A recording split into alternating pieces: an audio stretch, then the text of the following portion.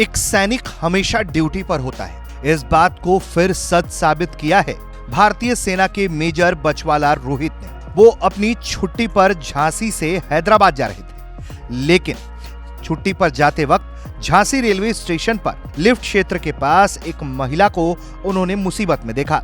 दरअसल वो व्हीलचेयर से गिर गई और प्रसव पीड़ा से गुजर रही थी।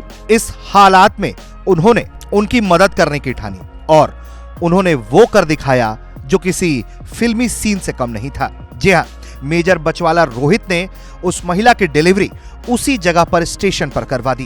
भारतीय सेना की तरफ से जानकारी दी गई कि उन्होंने बेहद सूझबूझ और कौशल का प्रदर्शन करते हुए मेजर रोहित ने तौलिया, चाकू और हेयर क्लिप सहित कई तात्कालिक संसाधनों का उपयोग करके रेलवे प्लेटफॉर्म पर ही एक आपातकालीन प्रसव कराया। जन्म के समय नवजात बच्चे में कोई प्रतिक्रिया नहीं दी, लेकिन उन्होंने बच्चे को सफलतापूर्वक फिर से पुनर्जीवित कर दिया।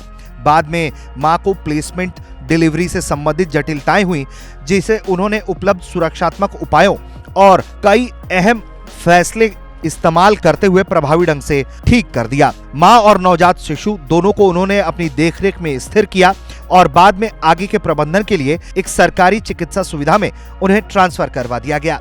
इस बात से भारतीय सेना काफी खुश हुई और भारतीय सेना के प्रमुख जनरल उपेंद्र द्विवेदी ने उनके इस असाधारण पेशेवर कुशलता और कर्तव्य से परे निस्वार्थ प्रतिबद्धता का प्रदर्शन के लिए सराहना की और उनसे मुलाकात भी की। मेजर बचवाला रोहित ने इस पूरी घटना के बारे में क्या कुछ बताया है, हम आपको सुनवाते हैं।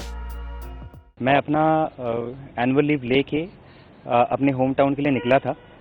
तो जैसे मैंने झांसी स्टेशन पहुंचा तो जब मैंने सेकंड प्लेटफॉर्म के लिए जाने के लिए ओवरब्रिज लिया था, तो वहां से मैंने देखा कि एक लिफ्ट से एक महिला चीखते हुए बाहर आई एक व्हीलचेयर पे और नीचे गिर गई थी।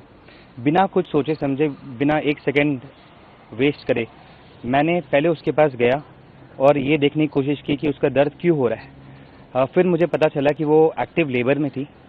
तो मैंने आसपास से कुछ हेल्प मांगने की कोशिश की थी, जिसमें मैं कुछ सामान कलेक्ट कर पाया। जैसे एक पॉकेट नाइफ होता है, कुछ क्लिप्स होते हैं और कुछ धोती, कुछ कपड़ा।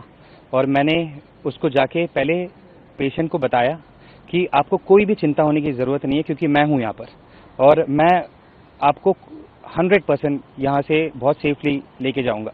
और पर वो सिचुएशन वहाँ पर ऐसा था कि मैं वो पेशेंट को वो जगह से इवैक्यूएट नहीं करा सकता था, और क्योंकि पेशेंट ऑलरेडी एक्टिव लेबर में थी।